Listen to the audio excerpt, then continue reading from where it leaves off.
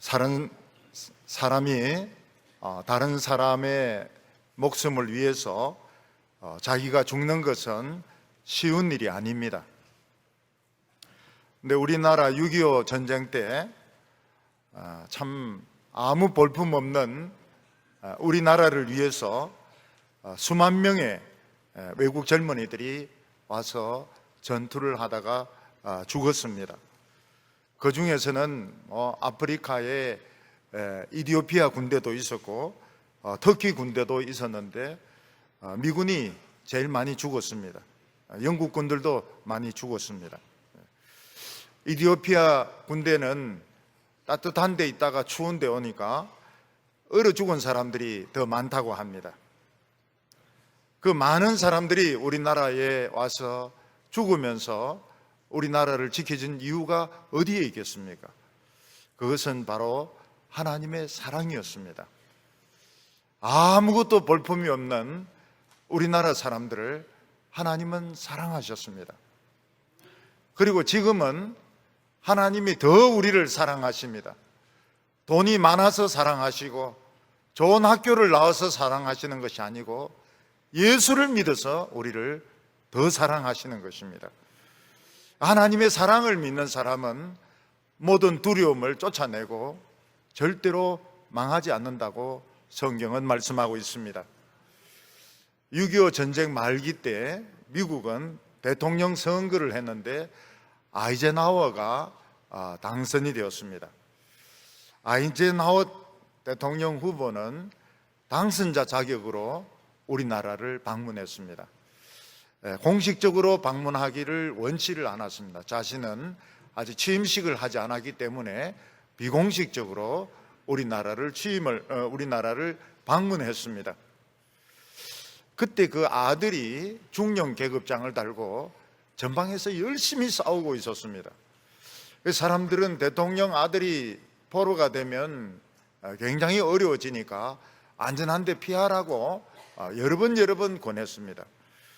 우리나라 같으면 대통령 자녀라든지 장군 자녀 이런 사람들은 다 안전한 쪽으로 가는데 미군은 그런 거 없습니다. 제일 위험한 데 가서 싸우고 죽고 이러는데 그 장군들 자녀들도 많이 죽었습니다.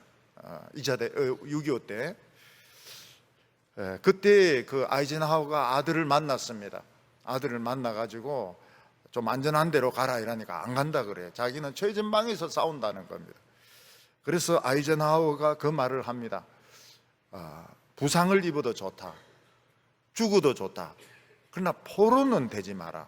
포로가 되면 내가 정치를 하기가 어렵다고. 그래서 아들은 알겠다 그랬습니다. 말이 무슨 말인가 하면 포로 되려고 하면 죽으라 그 말인 것입니다. 어떤 그 사령관, 별 4개 사령관이 우리나라 장군인데 부탁을 했습니다. 며칠 전에 우리 아들이 비행기 타고 출격을 했는데 아무 소식이 없다고, 한번 좀 찾아봤으면 좋겠다고. 알겠다 그러면서 찾았지만 전혀 찾을 수가 없습니다. 아마 추격을 당해서 죽은 것 같아요. 그 많은 젊은이들은 정말 아무것도 없는 사람들, 노인들은 상투 가쓰고 여자들은 치마 저고리 입고 정말 가난한 이 나라를 위해서 왜 이 수만 명의 젊은이들이 와서 죽어야 되는지 자기들이 이해를 못했다고 합니다. 나중에 보니까 하나님의 사랑이었습니다.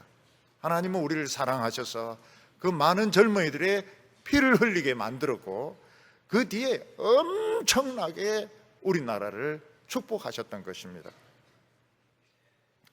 그래서 이 전투가 막 일어날 때 보면은 남을 위해서 희생하는 사람이 있습니다. 자기 친구가 총 맞고 쓰러져 있으면 자기가 뛰어나가면 죽는 줄 알면서도 뛰어나가가지고 얻고 오다가 죽는 사람들도 있습니다.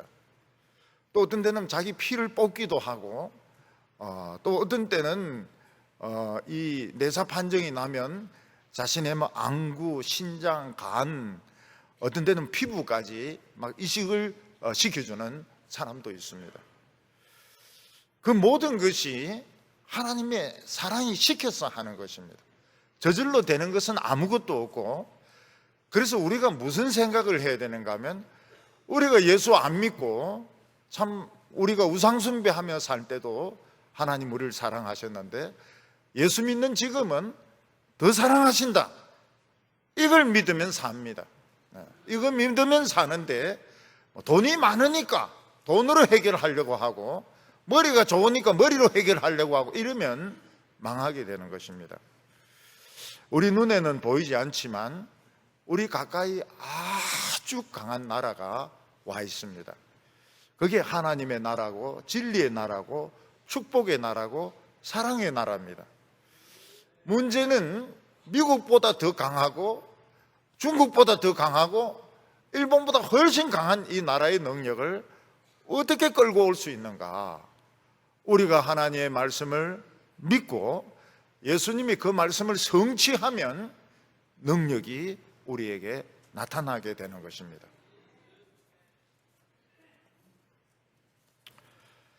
우리가 예배 드릴 때마다 제일 억울한 사람이 한 사람이 있습니다. 그 사람이 누군가 하면 본디오 빌라도입니다.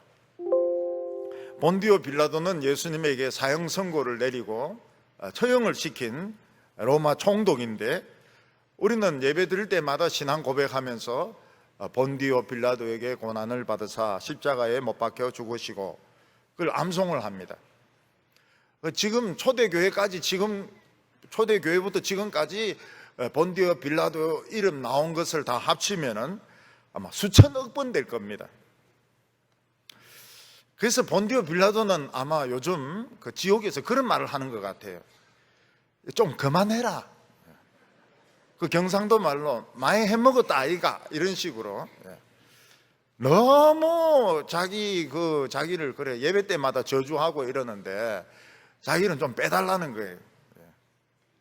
예수를 팔아먹은 가룟 유다도 있고, 그리고 또 예수를 막 사형 선고시킨 대제사장도 있고, 그런 나쁜 사람들도 많이 있는데 왜 하필 내 이름을 그래 사도신경에 올려가지고 수억만 번 나를 저주하느냐, 뭐 그런 불만이 있는 것 같아요. 근데 우리가 예배 드릴 때마다 본디오 빌라도에게 고난을 받으사 십자가에 못 박혀 죽으시고 그거 외우는 것은 꼭 본디오 빌라도가 미워서 그렇게 하는 것은 아닙니다. 예수님이 십자가에 못 박혀 죽은 것이 로마 총독 본디오 빌라도의 판결에 의한 것이고 역사적인 사실이다 하는 것을 증거하기 위해서 본디오 빌라도 이름을 계속 이야기하게 되는 것입니다. 예수님은 사람을 죽인 적도 없었습니다. 예수님은 로마에 반역을 한 적도 없었습니다. 다른 사람의 물건을 훔친 적도 없었습니다. 오히려 예수님은 많은 사람들의 병을 고쳤습니다. 예수님은 방황하는 많은 사람들의 삶을 붙잡아 주셨습니다.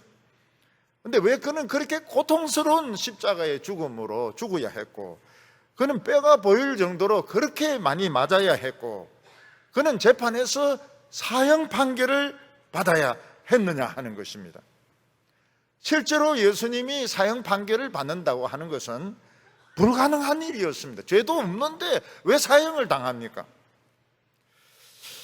그래서 예수님이 제자들에게 내가 예루살렘에 올라가면 대제사장과 서기관들에게 넘겨져서 수치를 당하고 채찍에 맞고 십자가에 못 박혀 죽고 죽은 지 3일 만에 다시 살아난다 할 때 제자들은 그게 무슨 말인지도 몰랐고 아주 믿을 생각도 없었던 것입니다. 제자들은 예수님의 능력의 말씀을 들었습니다. 예수님은 병자를 고치고 귀신 들린 자를 고쳐주셨습니다. 보리떡 5개로 5,000명을 먹이고 물 위를 걷는 것을 보았습니다. 죽은 사람까지 살리는 것을 보았습니다. 지금 예수 믿는 사람들은 점점 많아지고 있습니다. 제자들이 보기에 예수님은 지금 죽어야 될 때가 아니고 이 많은 지도자들 위해서 왕이 되어야 될 때고, 지금 예수님은 세상을 다스려야 될 때인데 죽는다고 하니까 이해가 안 되는 것입니다. 그러나 예수님은 본디오 빌라도에 의해서 사형 판결을 받으시고 십자가 위에서 죽으셨습니다. 왜 아무 죄도 없는 예수님이 사형 판결을 받고 죽어야 하느냐 하는 것이 의문인 것입니다. 오늘 첫 번째로 예수님은 제일 중요하게 생각한 것이 우리가 성경대로 믿는 것이고 예수님 자신은 성경을 성취하는 것이었습니다. 그렇게 해야 정의의 나라, 축복의 나라, 생명의 나라가 우리에게 임한다고 예수님은 말씀하셨습니다. 예수님 당시 유대교에서는 율법을 아주 중요시했습니다. 그런데 그들은 율법에 여러 가지 현실적인 것을 섞어서 변형을 시켰습니다. 변질을 시켰습니다. 율법에는 내 부모를 공경하라 이렇게 되어 있습니다. 그럼 부모를 공경하면 되는데 그들은 헌금을 더 많이 내게 할 목적으로 거기에 뭘 더 붙였습니다.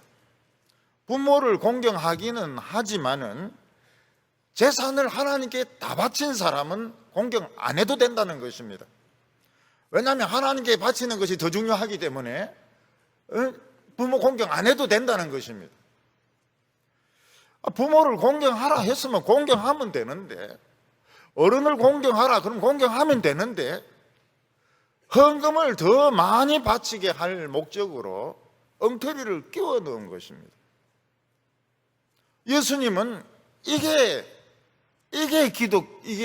신앙의 변질이고, 이러면 하나님 나라가 안 온다는 겁니다. 아무리 헌금을 바쳐도 안 된다는 겁니다. 성경에는 누구든지 죄를 지으면 번제단에 제물을 바치게 그렇게 정해되어 있습니다. 그런데 유대인들은 제물을 더 많이 바치게 할 목적으로 제단보다도 그 제물이 더 중요하다고 가르쳤습니다. 그러니까 제물을 많이 바치면 많이 바칠수록 죄 용서를 더 많이 받는다는 것입니다. 예수님은 유대인들에게 제단이 중요하냐 제물이 중요하냐, 하나님이 죄 용서해 주시는 것은 우리가 말씀에 순종하는 거 보고 믿음을 보고 고쳐 용서해 주시는 것이지, 하나님 무슨 돈이 없다고 답답해가지고 재물 많이 갖다 바친다고 해서 죄 용서해 주냐, 왜 성경대로 안 믿느냐고 예수님은 말씀하셨습니다. 유대인들은 죽은 선교자들의 무덤을 막 굉장히 아름답게 장식을 했습니다. 그래서 무덤 꾸미는 것이 또 유행이었습니다. 예수님은 너희들이 선지자같이 선교자들 같이 멋있게 살면 되는 것이지, 왜 무덤을 꾸미냐, 무덤을 꾸민다 해서 죽은 사람이 살아나는 것도 아니고 죽은 사람이 더 편한 것도 아니고 왜 무덤을 꾸미느냐고. 죽은 형제는 죽은 형제고 살아있는 너희들이 말씀대로 살아라. 우리나라도 보면은 죽으면 난리를 쳐요. 죽으면 사람이 김수환 추기경이 죽으면 막 꽃도 갖다 바치고 막 몇십만 명 써가지고 그 꽃 하나가 돈이 얼만데 말이죠. 그 스님도 저는 그 서울에서 컸는데 서울은 꼭 중이라고 하거든요. 중. 대구 와서는 꼭 스님이라고 그래요. 서울은 중이라고, 아무리 지가 고성이라도 중이라고 그러거든요. 이건 스님이라고 그래요.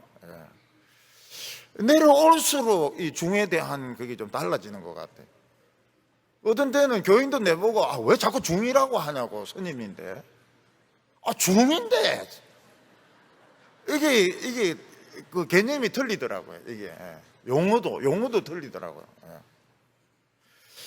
그래서 저는 그 중에서는 성철을 좋아해요. 성철이 약간 성질이 좀 더럽죠. 성질도 더럽고 좀 고함도 지르고 이러지만은 참 나름대로 성철은 참 좋아했어요. 그 책도 읽어보니까 뭐 돈수, 점수 뭐 이러면서 해놨는데 재미있어요. 근데 죽고 나니까 이 불교 썩었더라고요. 그 성철이 그 대리석으로 그 상을 만들어 놓고 그 막 절하고 불 붙이고 난리 죽은 거는 죽은 거고 산 적으나 똑똑히 그 대리석 그 만들 돈 가지고 말이죠. 좀 제대로 살지. 근데 문제는 뭔가 하면은 성전이었습니다. 성전. 이 당시 명절 되면은 100만에서 200만 명 정도의 유대인들이 소, 양, 염소, 비둘기, 돈 가지고 성전에 와서 제사를 드렸습니다. 먼 데서부터 끌고 올 수 없으니까 이제 거기서 교환해 주는 거예요. 교환해 주면 이제 그 돈이 남습니다. 돈은 성전 돈만 쓰니까 환전해 주면 그 환율이 있지 않습니까? 돈이 엄청 남는 겁니다. 예수님은 성전은 만민이 기도하는 집이라 그랬습니다. 몸에 병이 들고 인생에 실패하고 여러 가지 어려움 당한 사람들이 와서 기도해서 응답받고 치료받고 새 사람이 되어서 가는 곳이 성전인데, 너희들은 돈을 밝힘으로써 강도의 소굴을 만들었다고 예수님이 말씀하셨습니다. 그냥 여기서 돈 들어온 수입을 가지고 누가 더 많이 가지느냐, 돈 가지고 모든 것을 다 해결하려고 하는 이 강도들의 이런 소굴이 되었다고 말씀하신 것입니다. 그러니까 이 대제사장과 이 서기관들은 성전을 자기 개밥그릇으로 생각한 거예요. 자기 먹이로 들어오는 수입으로 생각한 겁니다. 사람들이 병 낫고 사람들이 인생이 바뀌고 술 끊고 마누라 안 때리고 새 사람 되고 이런 데 관심이 없어요. 돈이 얼만큼 들어오냐, 거기에 관심이 있는 것입니다. 옛날 어른들은 개가 밥 먹을 때 개밥그릇 건드리지 말라 그런 말씀을 하셨어요. 저도 들었어요. 저도 어릴 때 그 말 들었습니다. 개 밥 먹을 때 개밥그릇 건드리지 마라. 그 말 듣고 제가 가만히 있습니까? 우리 집에 쫑이라는 개를 키웠습니다. 조그만 강아지예요. 조그만 강아지. 그놈 밥 먹는 거 딱 건드렸죠. 이렇게 합니다. 요게 쫓겨난 게 이게 발로 더 찼죠. 이 쫓겨난 게 그냥 막 이러면서 막 내 발을 물고 늘어지는데 엄청 물렸어요.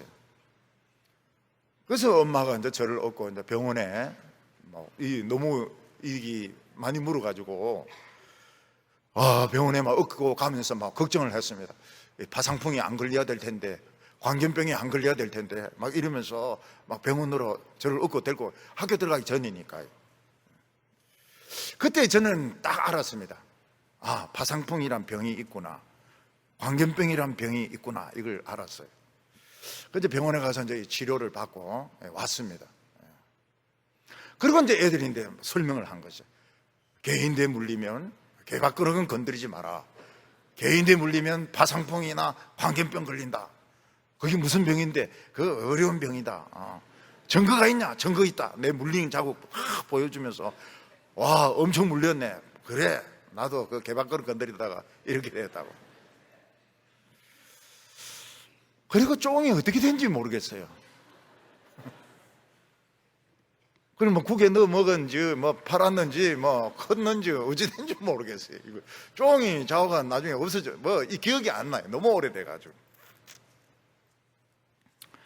그러니까 이 종교인들은 종교 수입이 자기 개밥그릇이라 뭐가 옳고 틀리고 이런 거 구별을, 이런 생각이 없어요. 돈만 들어오면 되는 거예요. 돈만 들어오면 되는 것이고, 돈으로 해결하면 되는 것이고. 그들이 모르고 있는 것이 무엇인가 하면 가까운데 엄청난 하나님의 나라가 와 있습니다. 로마보다 더 크고 게르만보다 더 크고 페르시아보다 더 부자고, 하나님의 백성들이 하나님의 말씀을 믿을 때, 예수님이 하나님의 말씀을 그걸 이루어 나갈 때 축복이 임합니다. 마음속 깊이 축복이 임합니다. 그래서 어떻게 됩니까? 양심이 치료가 됩니다. 양심이. 보통 사람들의 양심은 썩고 고름이 나고 있습니다. 더럽습니다. 그리고 양심이 막 돌같이 굳어져 가고 있습니다. 오늘 사람들은 그런 이야기합니다. 양심대로 하면 안 된다고. 양심대로 하면 다 거짓말도 못하고 속이지도 못하고 늘 속고 손해만 본다고. 이 양심이 굳어지면, 썩고 고름나고 굳어지면 사람이 어떻게 되는가 하면 짐승이 되어버립니다. 짐승. 뭐 성추행, 폭력, 거짓말, 완전히 이건 짐승 수준이 되어버리고 이 인간 취급도 받지 못해요. 하나님 앞에 아무 가치가 없습니다. 이 양심이 치료되어 가지고 말랑말랑해지고 하얗게 변하고 이렇게 될 때 기도가 응답이 최고로 잘 됩니다. 기적이 일어나고 하나님의 응답이 나타납니다. 그래서 오늘 예배 드리면서 몸에 병이나 뭐 돈이 생기는 거, 이거보다 더 중요한 것이 뭔가 하면 양심이 고쳐주는 것입니다. 그러면 새 인생으로 변해버려요. 그런데 이 유대 지도자들은 자기들의 양심이 굳어놓으니까 돈밖에 모르는 겁니다. 근데 예수님이 제일 지금 중요하게 생각하는 것은 이 성경은 변질되면 안 된다는 겁니다.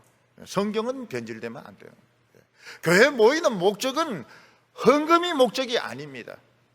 교회가 커지는 것이 목적이 아닙니다. 하나님의 말씀을 우리가 믿고 예수님이 하나님의 말씀을 성취시킬 때 능력이 나타납니다. 양심이 치료가 되고 병이 치료가 되고 기적이 일어나는 것입니다. 변질시키지 말고 성경 그대로 믿으라는 겁니다. 유대인들이 성경 그대로 믿으려니까 너무 죄를 많이 지었거든요. 그러니까 예수를 죽이려고 결심을 했던 겁니다.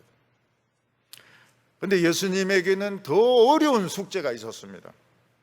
그거는 말씀을 더 성취시켜야 되는데 이사야 53장에 보면 메시아는 찔려야 됩니다. 찔려야 돼요. 어디가 찔려야 되는가? 어디가 찔려야 되는가? 시편에 보면 수족이 찔렸나이다, 그런 말씀이 나옵니다. 그는 채찍에 맞아야 되고 곤욕과 신문을 당해야만 했습니다. 더 심각한 것은 그는 죽어야 되는데 살이 썩으면 안 됩니다. 음부에 그 영혼이 떨어지면 안 됩니다. 그리고 이사야 42장에 보면 상한 갈대를 꺾지 아니하시며 꺼져가는 심지를 끄지 아니하시며, 굉장히 그 약한 자에 대한 동정심이 많습니다. 상한 갈대를 꺾지 아니하시며 꺼져가는 심지 끔빡끔빡 죽으려고 하고 있습니다. 그리고 이제 망하려고 하고 있습니다. 그걸 끄지 않고 불길을 살려두고 계시고, 그리고 그는 매를 맞을 때도 소리를 지르지 않는다고 했습니다. 사람들의 오해와 욕을 먹을 때도 변명을 당하지 않는다고 했습니다. 이게 구약을 연구하는 학자들에게 제일 어려운 문제였습니다. 왜 하나님의 종이 찔려야 되느냐? 왜 하나님의 종이 채찍질을 당해야 되느냐? 왜 하나님의 종이 무덤이 필요하냐? 왜 하나님의 종은 조용해야 되느냐? 풀리지 않는 미스테리였습니다. 그런데 예수님은 그것을 하나씩 하나씩 풀어나갔습니다. 예수님은 은 30에 가룟 유다에 의해서 팔리셨습니다. 그 스가랴서에 있는 말씀입니다. 그리고 그 은 30은 토기장이의 밭을 사는 데 사용이 되었습니다. 스가랴서에 있는 말씀이었습니다. 예수님은 예루살렘에 들어갈 때 나귀 새끼 등에 타고 들어가셨습니다. 나귀는 그 새끼도 힘이 센 것 같아요. 나귀 새끼 그 조그마한데 그게 어떻게 어른을 그래 업고 갈 수 있는지 모르겠습니다. 예수님이 예루살렘에 입성할 때 사람들은 호산나 다윗의 자손이여 찬송하리로다 막 소리를 질렀습니다.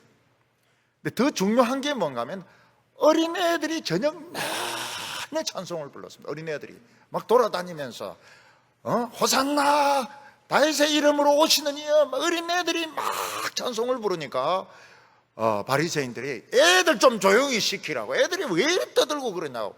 그때 예수님이 뭐라고 말씀하셨습니까? 어린이들의 입에서 나오는 찬송을 온전케 했다고. 그래서 저는 성탄절에 우리 어린이 찬양 부를 때 딱 그 소리를 듣습니다. 예수님이 예루살렘에 입성할 때 그 소리가 이제 나와야 되는 겁니다. 그 소리가 나올 때가 있어요.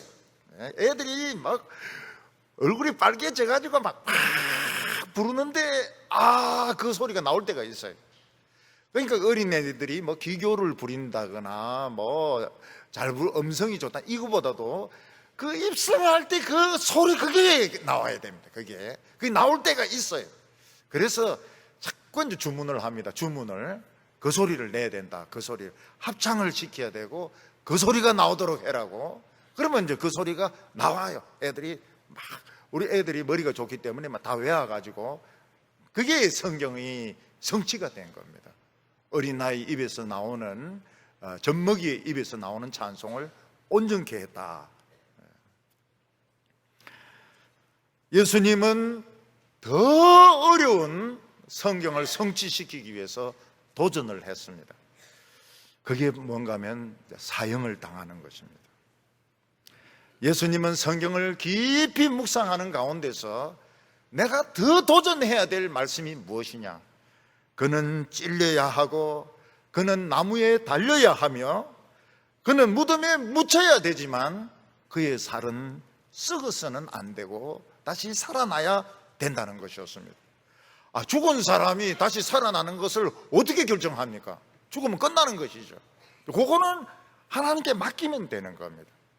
그러니까 우리는 내가 할 수 있는 범위 안에서 하나님 말씀을 최선으로 순종하면 남은 부분은 하나님께 맡기는 거예요. 그래서 예수님이 죽으실 때도 내 영혼을 아버지 손에 부탁합니다, 맡깁니다, 그리고 이제 죽었습니다. 그리고 그 시체는 썩지 않았습니다. 오늘 여기 두 번째로 보면 내가 유대인의 왕이냐 이래 물어보는 것입니다. 대제사장은 예수님에게 뭐라고 물어봤는가 하면 너가 하나님의 아들이냐 이렇게 물어봤습니다. 그러니까 예수님이 나는 하나님의 아들이라 그러면서 내가 하나님의 우편에 앉은 것과 내가 구름을 타고 천사들과 함께 올 것을 내가 보리라 이랬습니다. 그랬더니 이건 신성모독이다, 옷을 팍 찢으면서 증거를 잡았다고 이야기했습니다. 근데 진짜 하나님의 아들 같으면 어떻게 하려고 그래요? 그 대제사장이 진짜 하나님의 아들이라면 어떻게 하려고 그래요? 근데 돈에 뒤집어진 사람은 그게 생각이 안 나는 겁니다. 돈의 욕심에 눈이 뒤집어지 놓으니까 진짜 하나님의 아들이 이야기하는 것이 귀에 안 들어오는 겁니다. 유대인들은 사람을 죽일 수 있는 권한이 없습니다. 왜냐하면 이 로마가 가지고 있었기 때문입니다. 그런데 로마에서 신성모독죄는 사형이 아니었습니다. 왜냐하면 로마는 다신교이기 때문에, 일본도 다신교이기 때문에 일본도 신성모독죄는 사형에 속하지 않습니다.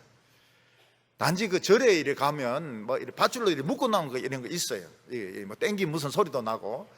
그 한국 사람들이 가면 그걸 이제 자꾸 땡긴다는 거예요. 땡긴다고 그래요. 그래서 그 땡기지 말라고 그런다. 가이드가 그 줄을 자꾸 땡기지 말라고, 그 중들이 그 싫어한다고 그런 이야기를 합니다.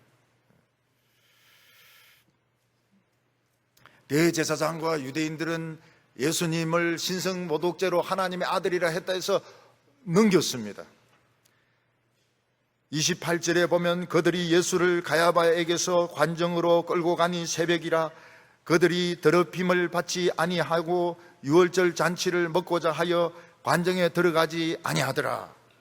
이들은 유월절에는 깨끗하게 해야, 이방인들과 접촉을 안 해야 유월절을 먹을 수 있기 때문에 유대인들은 그 로마인들의 관정에 들어가지 않았습니다. 예수님은 이제 잡혀서 들어가 있고, 총독이 이제 왔다 갔다 하면서 이제 재판을 하는 아주 이상한 모습이 이루어졌습니다. 그들은 율법을 잘 지키기 위해서 예수님을 잡아 넘기고 밖에서 기다리고 있습니다. 사람을 지금 죽이려고 하면서도 율법을 잘 지키고 있다고 생각하는 겁니다. 위선 덩어리죠. 빌라도는 유대인들에게 나가서 무슨 죄로 잡아왔느냐 이래 물어보니까 대답을 아주 애매하게 대답합니다. 이 사람이 행악자가 아니면 잡아오지 않았을 것입니다. 그러면서 무슨 죄를 지었다는 말을 못합니다. 왜냐하면 죄명이 바뀌었기 때문입니다. 처음에는 하나님의 아들이라고 해서 잡았는데 지금은 메시아라고, 왕이라고 하기 때문에, 그래서 지금 고발한다는 것입니다. 이때 빌라도가 바짝 정신을 차려야 됩니다. 야, 이 죄명이 이상하다. 그리고 그날 판결 안 하면 되는 겁니다. 그날 판결 안 하면. 이 사형에 해당되는 이런 죄는 좀 더 깊이 심리해 봐야 되겠다. 이러면서 그날 판결 안 해버리면 그냥 사도신경이 조금 더 짧아지지 않습니까? 우리도 편하고 자기도 좀 편하고. 지금 유대인들은 굉장히 로마에 대해서 반역적인데 반역자를 잡아왔단 말이죠. 그걸 누가 믿겠습니까? 만약 우리 한국 사람들이 일제시대 때 김구나 도산 안창호 같은 사람을 잡아와서 죽여달라, 그 믿을 수 있겠습니까? 절대로 잡아올 리가 없죠. 잡아와서 죽여달라 그러면은 이 앞잡이라고요. 일본 앞잡이라고요. 근데 빌라도가 아무리 봐도 모르는 사람이라, 로마의 앞잡이가 아니라, 그러면 유대인 사이에 무슨 알력이 있는 건데 거기 이제 자기를 끌어들이는 게 되는 거거든요. 빌라도가 묻습니다. 내가 유대인의 왕이냐? 맞다 그래요. 다른 데는 맞다 그러는데 여기는 조금 더 설명이 되어 있습니다. 네가 하는 소리냐 남들이 하는 소리냐. 그러니까 빌라도가 조금 신경질을 내면서 내가 유대인이냐? 너희들 안의 문제인데 내가 유대인이냐? 네가 무슨 짓을 했느냐? 이렇게 묻습니다. 그때 예수님께서 말씀을 하셨습니다. 36절에 예수께서 대답하시되 내 나라는 이 세상에 속한 것이 아니니라. 만일 내 나라가 이 세상에 속한 것이었다면 내 종들이 싸워 나를 유대인들에게 넘기지 아니하였으리라. 이제 내 나라는 여기에 속한 것이 아니니라. 예수님은 내가 왕이라고 말했습니다. 그러나 내 나라는 이 나라가 아니라고 말했습니다. 만약 이 나라가 내 나라 같으면 내 신하들이 싸워가지고 절대로 나를 유대인들에게 넘겨주지 않았을 거라고. 그 예수님의 종은 누굽니까? 다 천사들입니다. 천사들. 천사들이 예수님을 그냥 안 둔다는 겁니다. 그 빌라도가 묻습니다. 그럼 왕이 아니냐? 이래 묻습니다. 그러니까 예수님이 왕이다. 나는 왕인데 나는 이거 하나 때문에 왔는데 진리를 위하여 왔다고 이야기를 했습니다. 이 빌라도는 이해가 안 되는 거예요. 로마도 있고 게르만족도 있고 페르시아도 있고 저 넘어가면 당나라도 있고 뭐 이런데 진리의 나라는 못 들어본 거예요. 진리의 나라, 사랑의 나라, 능력의 나라, 축복의 나라, 이거는 못 들어본 거예요. 진리가 뭐냐? 그런 나라가 어디 있느냐? 그런 뜻입니다. 지금 우리는 우리나라 주위를 볼 때 어떻습니까? 북한을 보고 남한을 보고 일본을 보고 중국을 보고 미국을 봅니다. 러시아를 봅니다. 북한의 김정은이를 봅니다. 일본을 봅니다. 시진핑이를 봅니다. 트럼프를 봅니다. 그런데 뭐 진리의 나라, 사랑의 나라, 능력의 나라는 없는 것 같아요.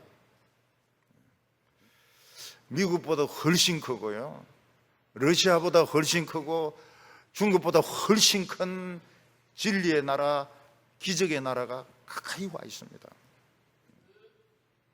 우리 눈에는 보이지 않지만 와 있습니다. 지금 우리 옆에, 바로 옆에 와 있습니다. 그래서 예수님께서 이 나라를 바람에 비유했습니다. 네가 바람은 보지 못하지만 느끼지 않느냐? 바람은 뭘로 느낍니까? 굴뚝에서 연기가 이렇게 날아가는 걸 통해서 보고 먼지가 날아가는 것을 통해서 느낄 수는 있지만 눈으로 볼 수는 없습니다. 태풍을 어떻게 볼 수 있습니까? 물론 이제 태풍이 뭐 위성으로 찍으면 뭐 막 이렇게 돼 있지만 나무 뿌리가 뽑히고 전화통이 날아가는 걸 통해 가지고 태풍을 느낄 수 있습니다. 그렇지만 볼 수는 없어요. 마찬가지로 하나님의 나라도 바람이라고 했습니다. 바람. 하나님의 나라도 바람이라고. 바람. 유행가 같은데 바람. 성령도 바람입니다. 바람. 눈에 보이지는 않지만은 막 나타납니다. 눈에 보이지는 않지만 이런 봄바람 불면 어떻습니까? 봄바람 불면은 막 더워지고요, 꽃이 피고요, 처녀들 바람 납니까? 뭐 그거는 모르겠어요. 그거는 뭐 처녀들마다. 가을이 오면 어떻습니까? 낙엽이 막 떨어지고 뭐 배가 있고 사과도 있고 사과도 빨개지고 날씨도 시원히 하늘도 막 유리같이 되고 바람. 하나님의 나라는 바람이라고 말했습니다. 우리가 하나님의 말씀을 믿고 예수님이 하나의 말씀을 하나씩 어려운 말씀을 성취시켜 나가면 어떻게 됩니까? 하나님의 나라가 우리에게 막 쏟아지기 시작하는 것입니다. 그런데 사탄도 나라입니다. 사탄도 바람입니다. 사탄도 어느 순간 확 덮쳐버려요. 전혀 상상하지도 못했는데 확 덮쳐버립니다. 미움의 바람, 음란의 바람, 사람을 죽이는 바람, 나라끼리 막 싸우는 바람, 음란의 바람이 막 불면은 난리가 나요. 전부 음란해지가지고. 촌바람 불면 막 전부 지루박이고 막 무슨 박이고 막 한다고 막 난리를 칩니다. 옛날에 보면 지루박이라는 그런 바람이 또 불러가지고 막 불륜의 바람 부니까 막 텔레비에 전부 불륜입니다. 불륜. 요즘은 불륜도 다루지도 않습니다. 불륜도 다루지도 않고 막 별 이상한 걸 다 달아요. 목사님, 텔레비에 무슨 바람이 붑니까? 텔레비도 바람이 붑니다. 텔레비도 사탄의 바람이 불어요. 그런데 성령의 바람은 기쁨의 바람이고 기적의 바람이고 사람을 살리는 바람이고 새 인생의 바람인 것입니다. 세 번째로 예수님은 하나님 말씀대로 다 이루어진다고 말했습니다. 오늘 말씀 중에 가장 중요한 것은 유대인들이 예수님을 잡아 넘기면서 우리는 사람을 죽일 권한이 없습니다. 당신이 죽여주세요. 이렇게 할 때 요한복음은 뭐라고 해석을 했습니까? 32절에 이는 자기가 어떠한 죽음으로 죽을 것을 가르쳐 말씀하신 말씀을 응하게 하려 함이로라. 대제사장과 유대인들은 예수님이 미워가지고 죽이려고 했지만 사실 이거는 메시아가 고난을 당하고 메시아가 죽어야 된다는 성경 말씀이 이루어지는 과정이었던 것입니다. 예수님은 유대인들이 로마와 더 좋은 관계에서 발전하는 것을 원하지 않았습니다. 유대인들의 문화가 발전하고 학문이 발전하고 유대인들이 더 잘 사는 데 관심이 없었습니다.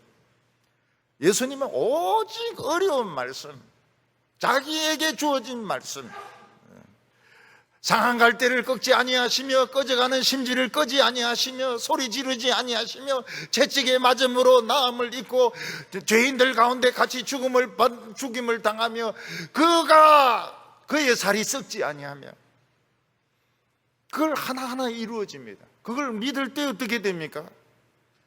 우리에게 이 하나님의 나라가 임하게 되는 것입니다. 그래서 예수님은 바보같이 죽을 때다만 합니다. 대제사장에는 나는 하나님의 아들이다, 내가 하나님의 우편에 앉은 것과 천사들과 함께 나타날 것을 네가 볼 것이라고 했습니다. 그리고 빌라도에게는 나는 왕이라고 그랬습니다. 내 신하도 많다고 그랬습니다. 그런데 왜 천사들이 예수님을 지켜주지 못했을까요? 예수님이 동산에서 붙잡힐 때 천사들은 뭐하고 있었습니까? 예수님이 유대인들인데 붙들렸을 때 뭐하고 있었습니까? 로마 총독에게 붙들려서 신문당할 때 종들은 지금 뭐하고 지금 먼 데 있는 게 아니거든요. 가까이 다 있다고요. 근데 뭐하고 있었습니까? 그들은 도우려고 했습니다. 그렇지만 하나님이 명령을 내렸습니다. 동작 그만. 오늘은 모든 천사들 동작 그만. 너희들은 오늘 예수를 못 돕는다. 일체 움직이지 마라. 그래서 그 산에서 체포될 때도 막 천사들이 막 도와주려고 이러는데 동작 그만. 그 대제사장인데 잡혀가서 막 사형 판결 내릴 때도 이 말도 안 되는 것들 그냥 막 확 어떻게 해버릴까? 동작 그만. 빌라도인데 잡혀가지고 사형 이럴 때 막 이 말도 안 돼. 땡 얼음 이렇게. 이 천사들이 꼼짝을 못하는 것입니다. 예수님이 완전히 죽을 때까지 천사들은 동작 그만이었습니다. 그걸 예수님이 다 보신 거예요. 그래서 예수님이 막 소리를 지른다. 하나님, 하나님, 어찌하여 나를 버리십니까? 천사가 저리 막 움직이려고 하는데 그냥 하나 좀 내버려 두시죠, 막. 근데 전부 동작 그만이고 예수님은 그 위에서 피를 흘리고 끝에 결국은 출혈로, 고통과 출혈로 죽으셨던 것입니다. 빌라도는 얼마든지 예수님을 안 죽일 수 있었습니다. 사형 같은 죄는 오늘 하루에 결정을 할 수가 없습니다. 하루에 적결로 심판할 수가 없어요. 이거는 며칠에 걸쳐서 심리를 해야 되는 겁니다. 적결이 안 되는 거예요. 그리고 이 날은 6월절은 사람을 죽이는 날이 아니라 살인자도 풀어주는 날입니다. 살인자도 바라바를 풀어달라고 그래요. 근데 빌라도는 왜 예수님을 죽이며? 포퓰리즘 때문에. 이 사람들은 유대인들이 이제 막 많이 몰려드니까 풀어줄 것처럼 안 풀어줄 것처럼 이래 장난을 치다가 결국은 딱 사탄의 올무에 딱 걸렸던 것입니다. 빌라도의 부인은 유대인이었습니다. 그리고 경건한 자였던 것 같아요. 자기 밤에 꿈에 이분을 살리려고 굉장히 애를 많이 썼는데 제발 이 사람 죽이지 말고 내보내라고. 그러고 싶었어요. 유대인들이 막 폭동을, 벌써 늦은 겁니다. 늦었어요. 예수님을 살리려면 빨리 결정을 해야 되는데 장난을 친 거예요.